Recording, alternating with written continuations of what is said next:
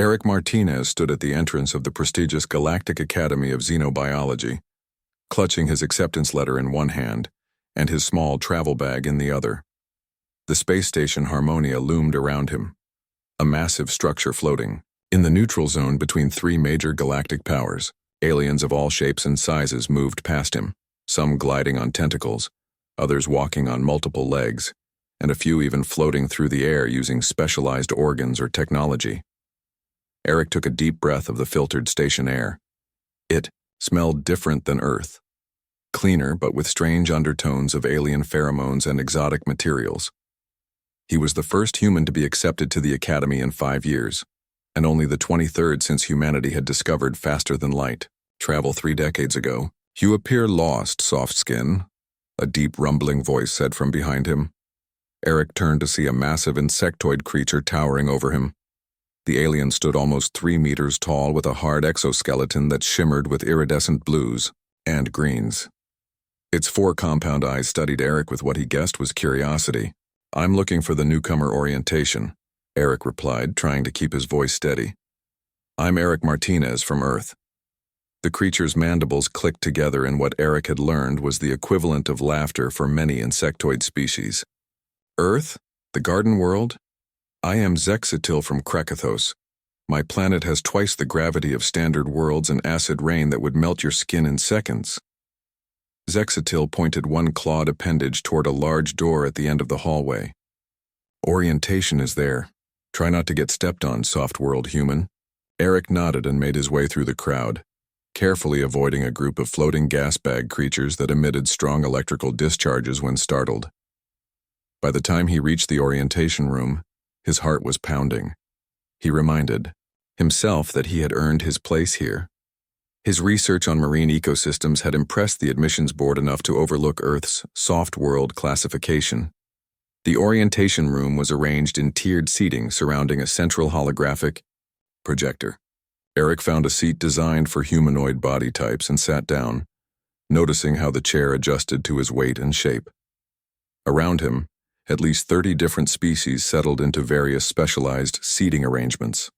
A tall, thin alien with 6 eyes and translucent blue skin glided to the center of the room. "Welcome, new students, to the Galactic Academy of Xenobiology.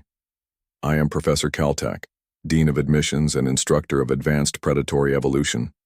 You represent the brightest minds from over 40 worlds across known space." The professor's eyes seemed to linger on Eric. "Some of you come from worlds that have tested your species through fire and pain, forcing evolution to craft you into survivors.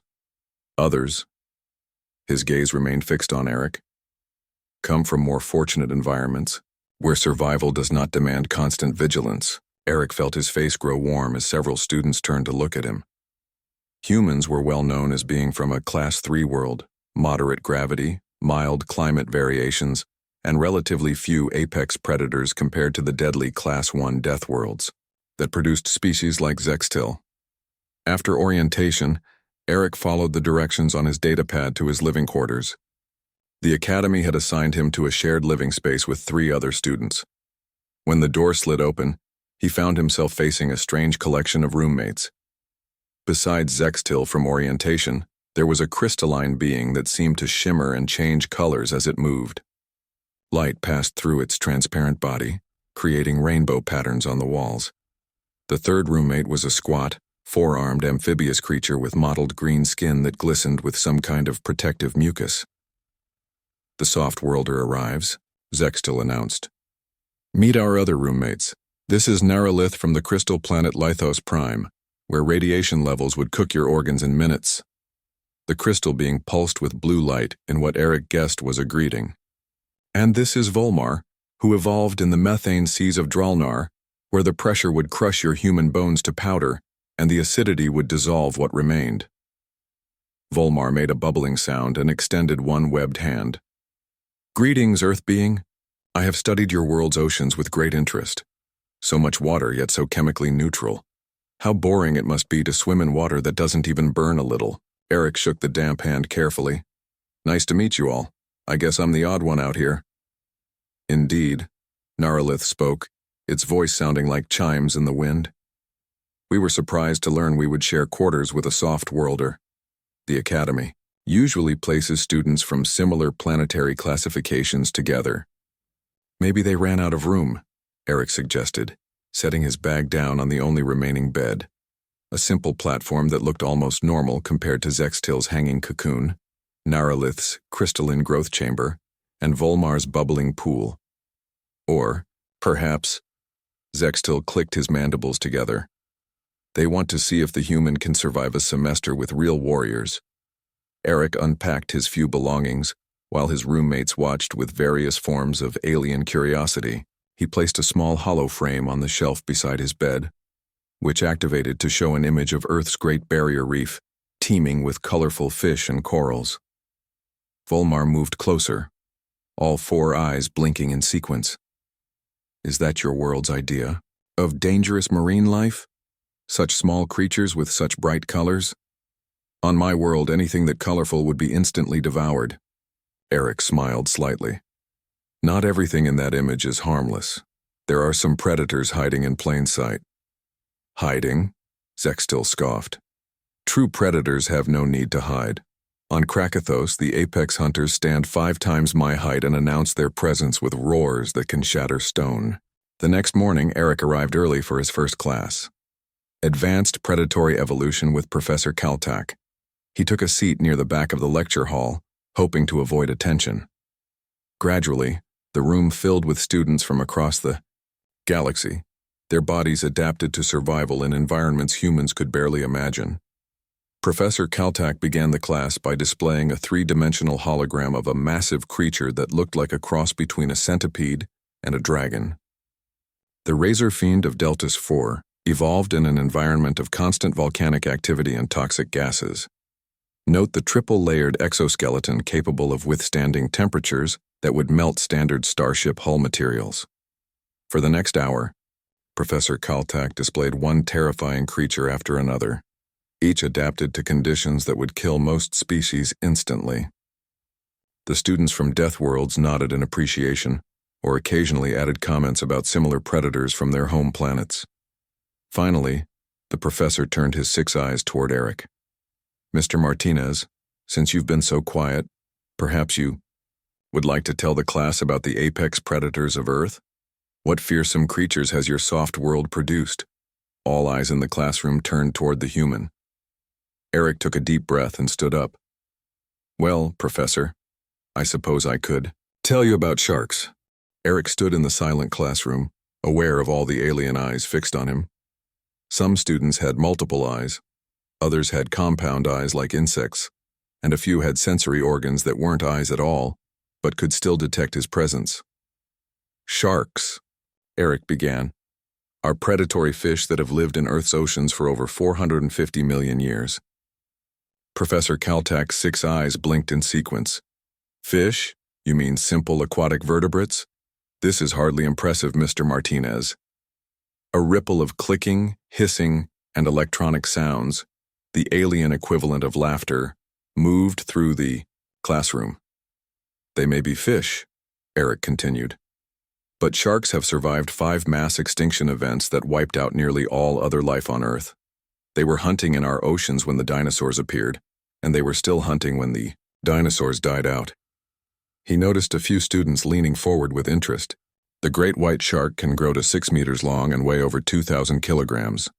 They can smell a single drop of blood in the water from a quarter mile away.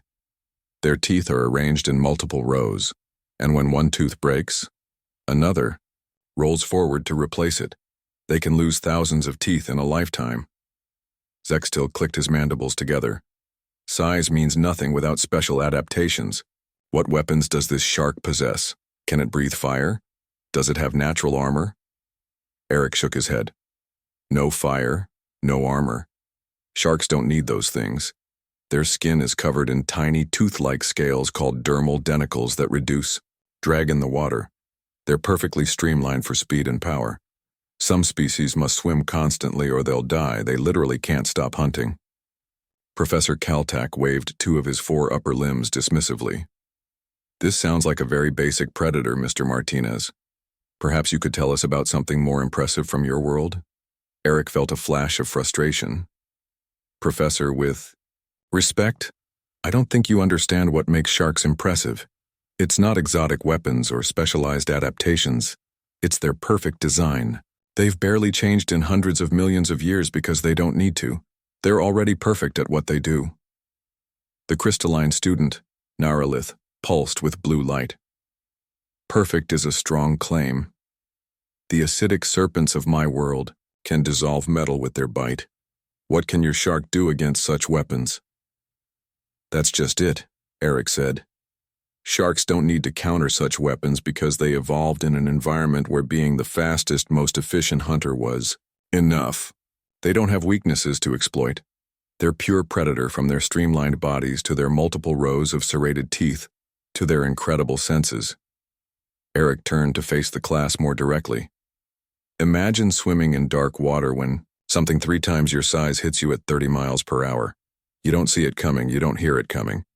The first thing you know about the attack is when the teeth sink in. The classroom had grown quieter.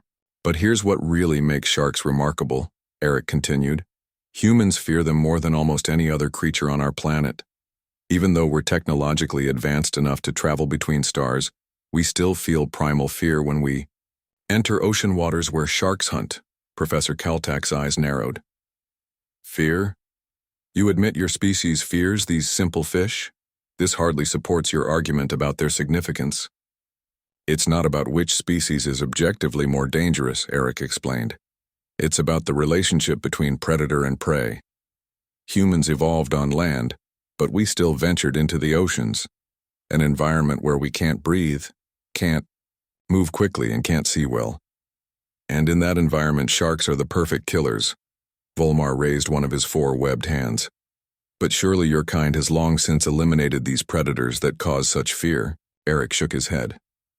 That's the thing, we haven't. In fact, in recent centuries, we've passed laws to protect sharks. We recognize their importance to ocean ecosystems. We study them. Some humans even swim with them voluntarily. This statement caused another ripple of sounds through the classroom, but this time it wasn't laughter. It was something closer to surprise. You protect creatures that can kill you? Asked a reptilian student from the back row. Why? Because humans learned something important from sharks, Eric said. We learned that fear and respect aren't the same thing. We fear what sharks can do, but we respect what they are. Living. Proof that perfection doesn't always need to be complicated. The class ended and students filed out, many of them looking at Eric with new expressions, some curious, some skeptical, but fewer openly dismissive than before. As Eric gathered his things, Professor Kaltak approached him. An interesting perspective, Mr. Martinez, though I remain unconvinced that these sharks represent anything extraordinary in galactic terms. Would you like to see one? Eric asked suddenly. The professor's head tilted. See one? I brought extensive holographic recordings of Earth's marine life for my research project. I could show the class tomorrow. Professor Kaltak considered this. Very well. You may have 10 minutes at the start of tomorrow's session to present your evidence. But I expect more than emotional appeals about fear. I want biological facts that justify your claims. That night, Eric sat in his quarters preparing his presentation while his roommates watched with varying degrees of interest. You truly believe these sharks are comparable to Deathworld predators? Zextil asked, his tone skeptical but no longer openly mocking. I'm not saying they're more dangerous than creatures from your worlds, Eric replied carefully. I'm saying they're perfectly adapted to their environment in ways that make them the most efficient hunters Earth's oceans have ever known. Volmar bubbled thoughtfully in his pool. I have studied your world's history. Your kind has explored space for less than 200 years.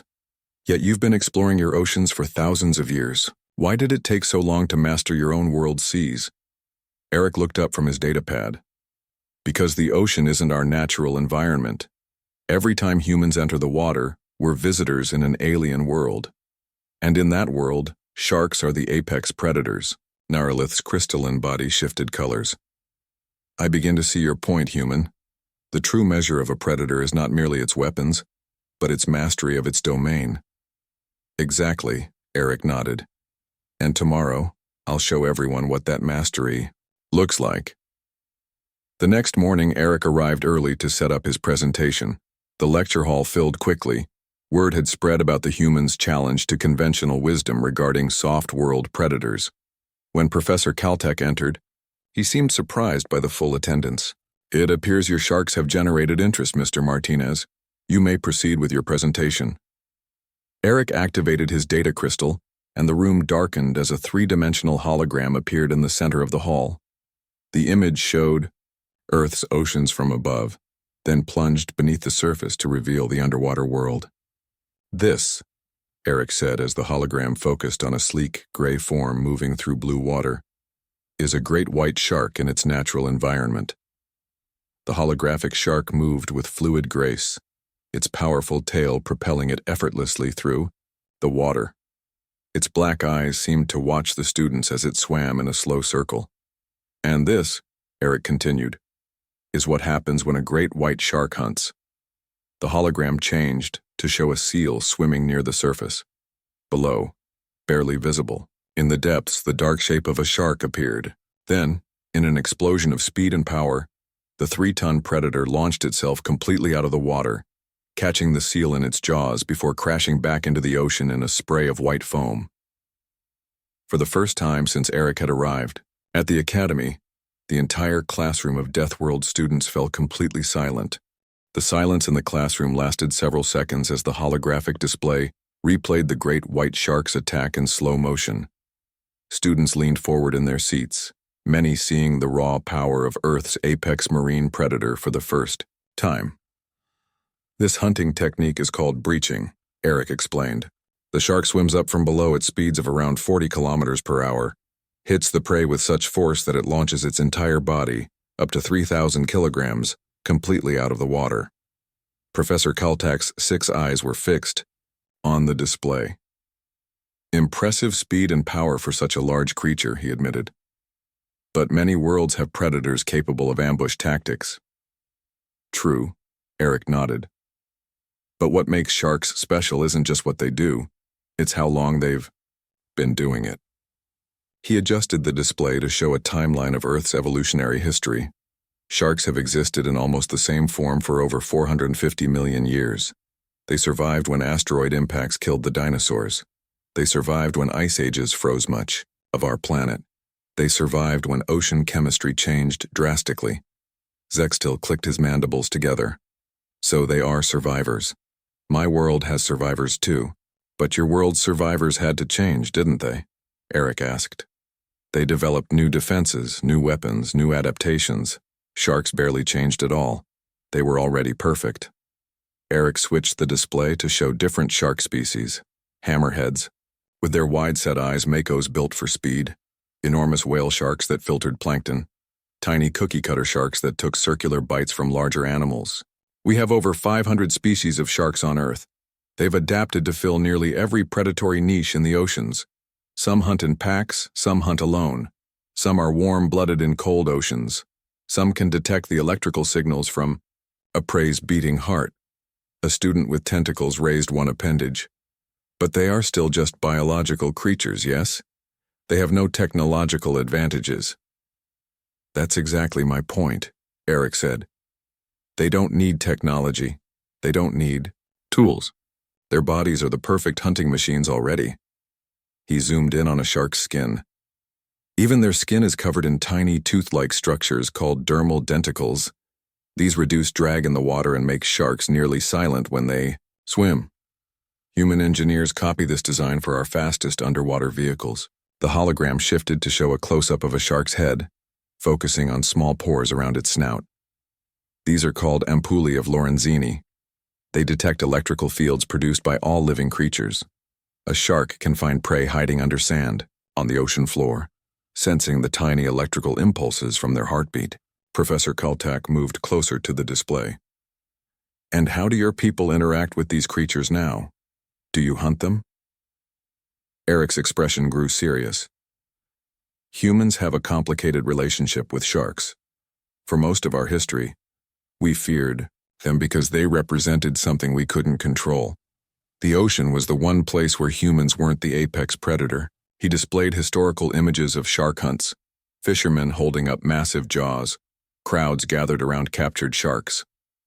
When humans first developed technology that let us kill sharks easily, we slaughtered them by the millions. We were driven by fear, not reason. The classroom remained silent as the images continued.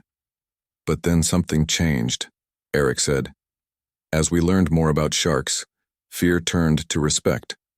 We realized that these perfect predators were vital to ocean health. Without sharks, entire marine ecosystems collapse. The display shifted to show humans in diving gear, swimming alongside massive sharks. Today, some humans swim with sharks voluntarily. We study them. We protect them with laws against hunting. We recognize their right to exist. Naroliths crystalline, body pulsed with blue light. You willingly enter the territory of a predator that can kill you, without weapons?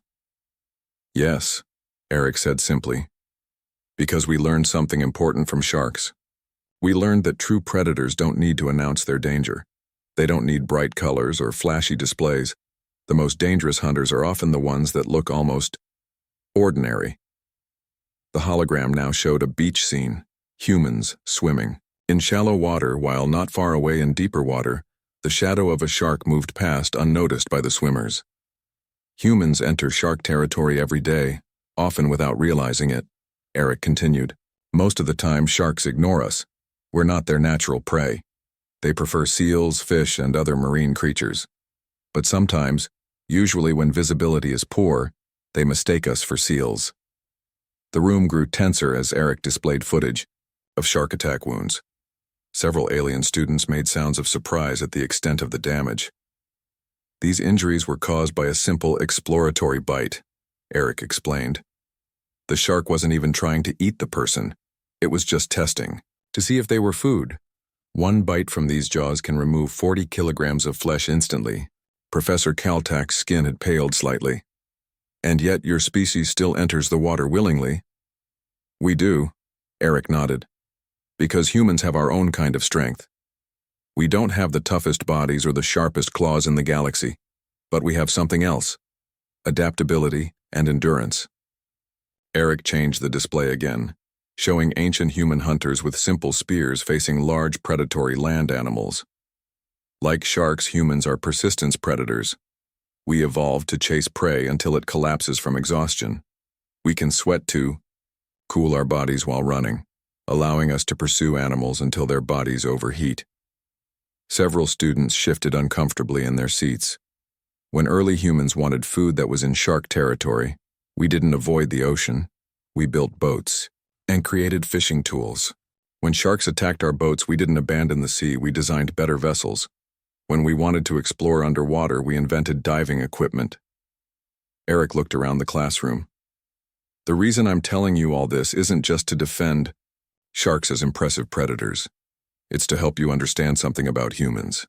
We evolved on a world where we were surrounded by dangerous predators in every habitat, and we still traveled to every corner of that world.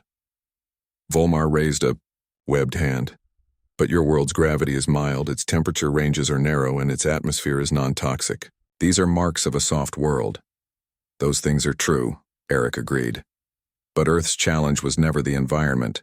It was the competition. We didn't evolve to survive extreme conditions. We evolved to outthink, outplan, and outlast creatures that were stronger, faster, and better armed than us. He displayed a final image, a satellite view of Earth, its blue oceans covering most of the surface. 3/4 of our planet is ocean, territory where humans are visitors and sharks are the perfect predators. We didn't come to the stars because we had an easy path. We came here because we learned from Earth's apex predators that adaptation and persistence are more powerful than any natural weapon. Professor Caltech studied Eric carefully. You have given us much to consider, Mr. Martinez. Perhaps we have been too quick to dismiss worlds that don't match our definition of harsh.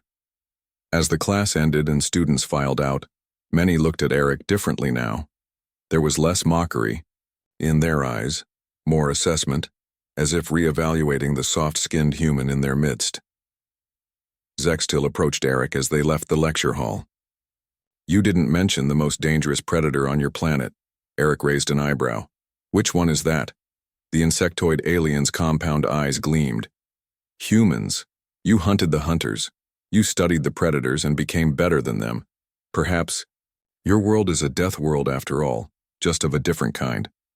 Word spread quickly through the Galactic Academy about the humans' presentation. Students from other classes approached Eric in the hallways, asking questions about Earth's predators and the oceans that covered most of his home planet.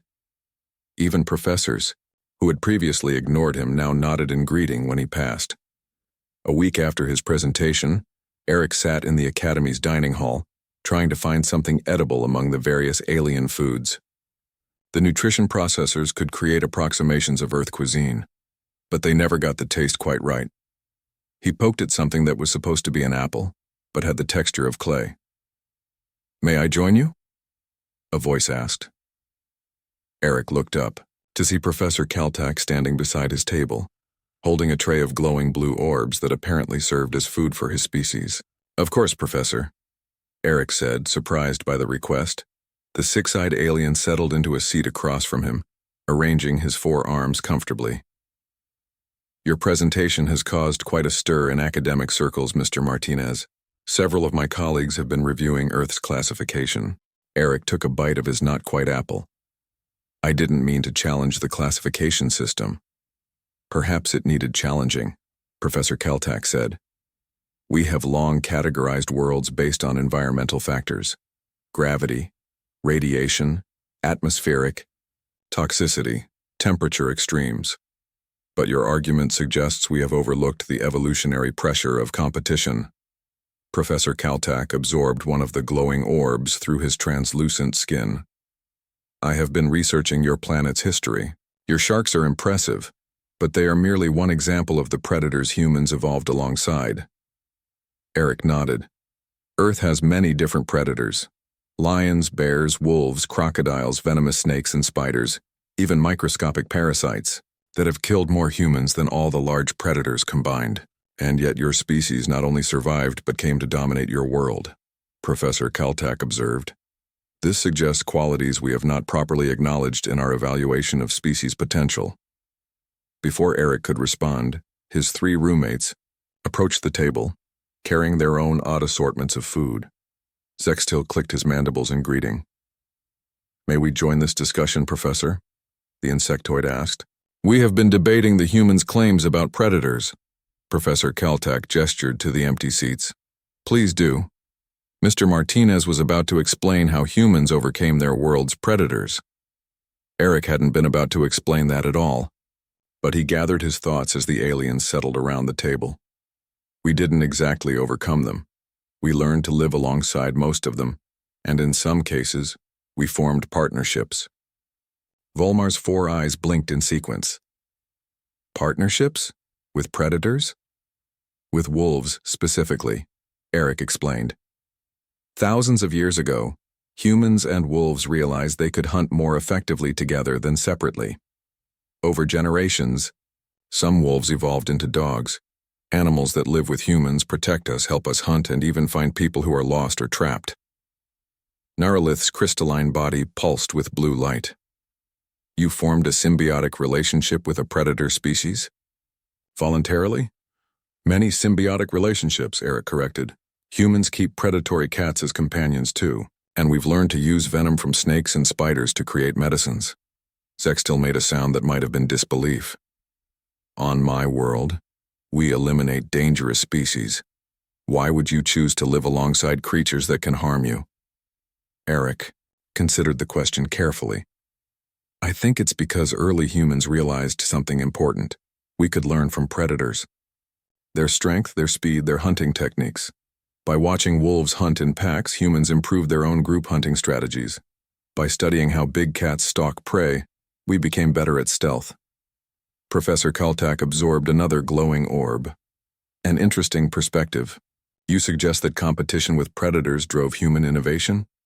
"Exactly," Eric nodded. "Humans aren't the strongest, fastest, or naturally best-armed species on Earth. We had to become the smartest. We had to make tools, work together, and plan ahead." The professor's six eyes blinked thoughtfully. "This raises an important question about classification systems. Perhaps the traditional Deathworld categories miss something essential about evolutionary pressure. Zextil clicked his mandibles. You cannot be suggesting that Earth deserves Deathworld status? The human admits his species lacks natural weapons or defenses. I am suggesting, Professor Kaltak replied, that we may need a new category altogether. A world where environmental conditions are moderate, but biological competition is extreme. The conversation was interrupted when a tall reptilian student approached their table. Eric recognized her from Advanced Predatory Evolution class, a student named Sresik from a desert world with 3 suns. Human, she said, her forked tongue flicking between sharp teeth. I wish to challenge your claims about Earth predators. The dining hall grew quieter as other students turned to watch. Challenges between species were not uncommon at the academy, but were usually between acknowledged Deathworlders. What kind of challenge? Eric asked cautiously. Sresik's scaled skin shimmered in the light. The virtual habitat. Tomorrow, we will each program a hunting scenario from our homeworlds. Then we will each attempt to survive the other's world. The virtual habitat was the Academy's most advanced training tool, a fully immersive simulation chamber that could recreate any environment in perfect detail. Students used it to study ecosystems they couldn't physically visit. That's not a fair test, Zextil said before Eric could respond. The human lacks natural defenses that would help him survive Sresik's desert world, and Sresik lacks the intelligence and adaptability that would help her survive Earth's oceans. Eric countered, rising to his feet. I accept the challenge. Professor Kaltak looked concerned. Mr. Martinez, please consider carefully. Sresik comes from Drath Prime, a world with predators that can detect prey from 5 kilometers away. The virtual habitat recreates pain sensations with perfect accuracy. I understand, Professor, Eric said. But if I'm going to change minds about Earth and humans, I need to do more than just talk. Sresik bared her teeth in what might have been a smile. The chamber at midday tomorrow. Program your worst ocean scenario, human. I will show everyone how a true Deathworlder handles your soft world predators. As the reptilian student walked away, Volmar turned all 4 eyes to Eric. Is this wise? Sresik has survived the virtual habitat's most extreme scenarios. Eric watched Sresik's retreating form. She's expecting me to program a shark hunt. Something straightforward where she can show off her strength and speed. Will you not do this? Neuralith asked, colors shifting across its crystalline surface. A small smile formed on Eric's face. Oh, I'll include sharks. But Earth's oceans have taught humans something important. The most dangerous situations aren't always the most obvious ones. That night, Eric spent hours in the Academy's data center, carefully programming his virtual habitat scenario. Most students created simple hunting scenarios, 1 predator, 1 type of terrain, clear rules of engagement. Eric took a different approach. As he worked, Professor Kaltak entered the data center and observed silently for several minutes before speaking. You're creating quite a complex scenario, Mr. Martinez. Eric nodded without looking up from his work. Earth's oceans aren't simple, Professor. The danger isn't just from the obvious predators. You realize that Sresik has never lost a virtual habitat challenge? Her homeworld has prepared her for extreme conditions beyond human tolerance. I'm counting on that, Eric said. She's expecting a straightforward fight, a test of strength and speed against a shark. But that's not how Earth's oceans kill.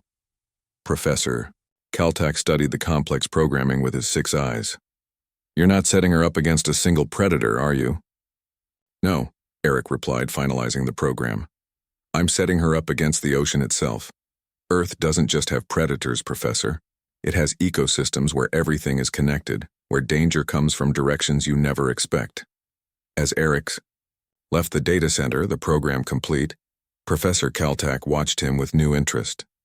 Perhaps there was more to this soft-world human than anyone had realized. Word of the challenge spread throughout the Academy. By midday, the observation deck above the virtual habitat chamber was packed with students and professors from every department. Most had come to see the reptilian Deathworlder easily defeat the soft-world human, but a few whispered about the unexpected complexity of Eric's ocean program that had been rumored across campus. Eric arrived at the chamber to find Sresik already waiting, her scaled skin gleaming under the lights. Her eyes with vertical pupils like a snake's tracked him as he approached. "Ready to lose, human?" she asked, her forked tongue flicking between sharp teeth. "Ready to learn," Eric replied calmly. "That's why we're all here, isn't it?" "Professor." Caltech stood between them, explaining the rules to the crowd.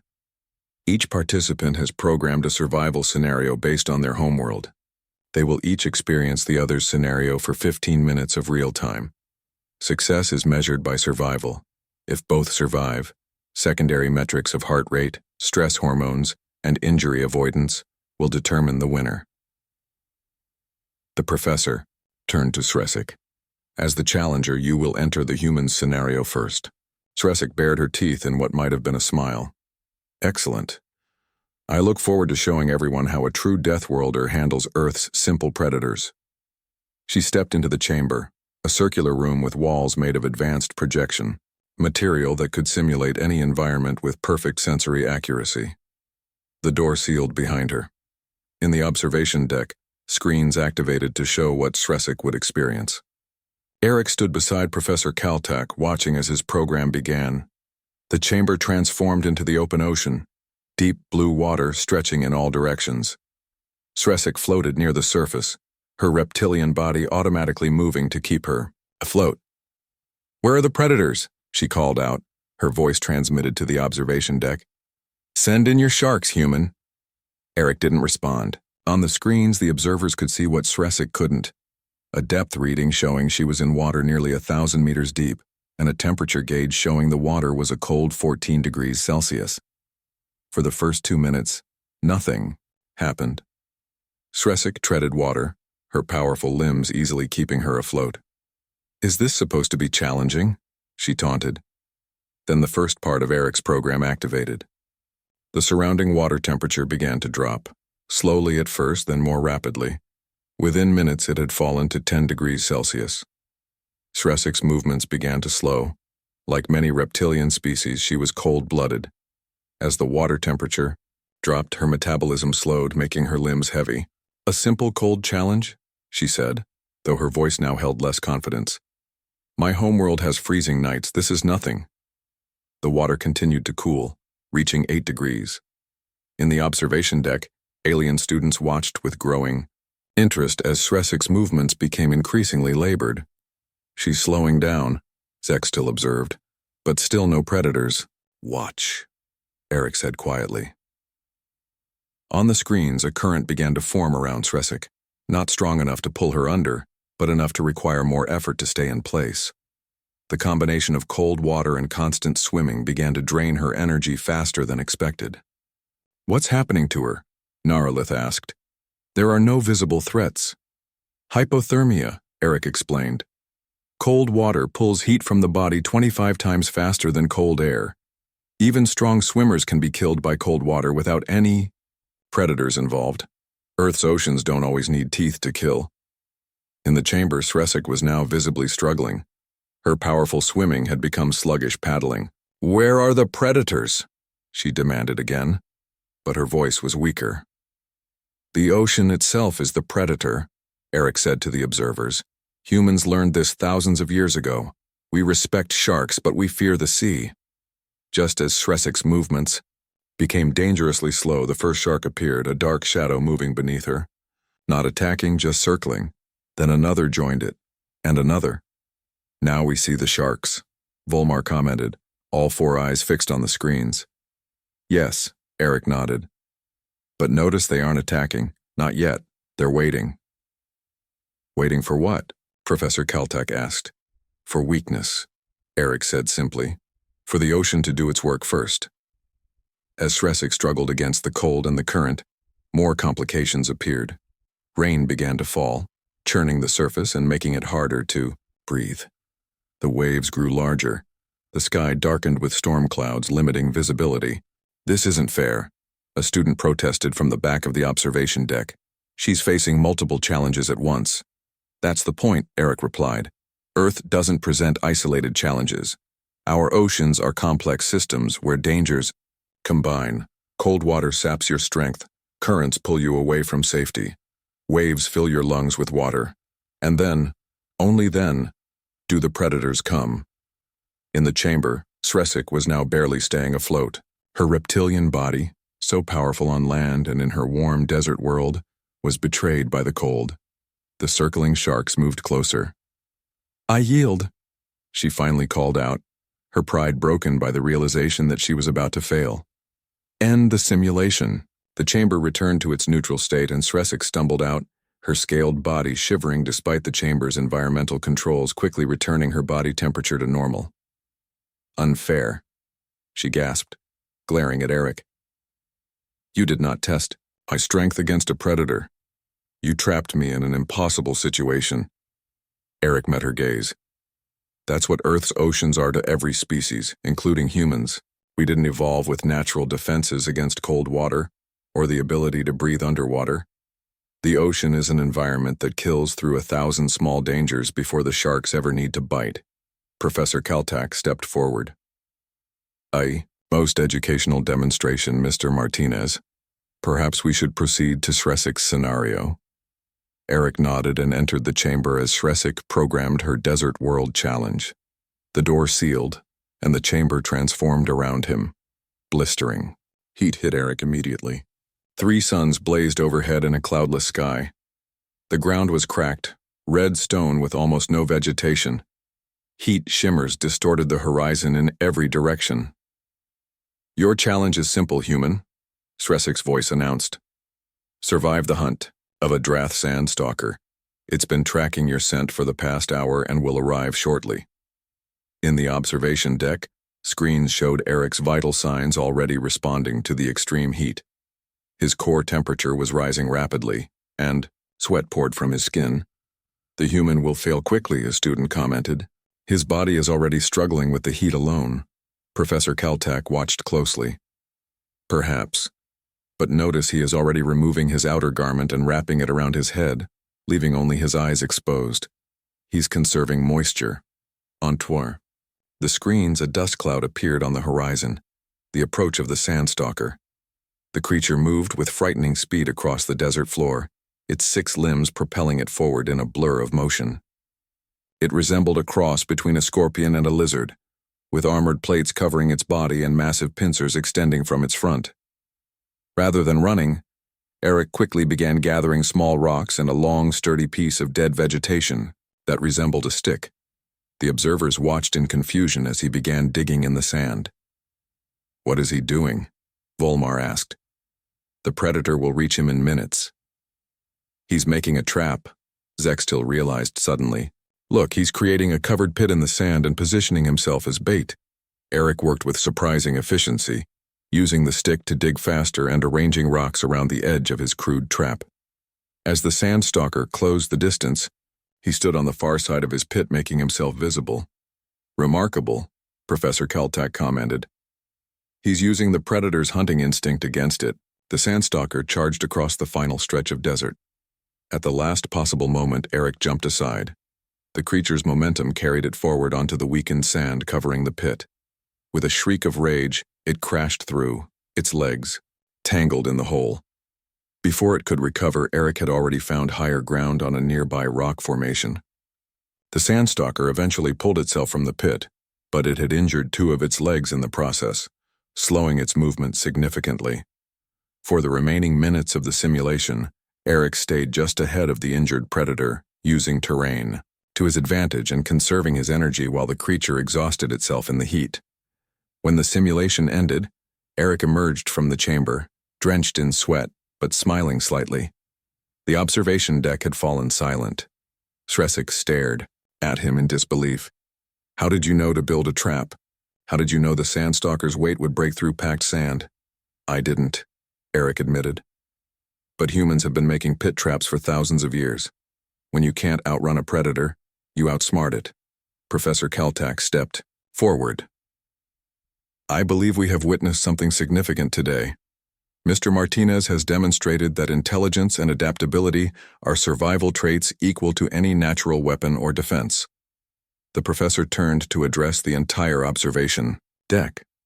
Perhaps it is time for the Galactic Academy to reconsider its classification system. A world that produces a species capable of understanding and countering threats through intelligence is, in its own way, as much a crucible for evolution as any traditional death world. As the crowd dispersed, Eric's roommates approached him. Zextil extended a clawed appendage. Eric Shao,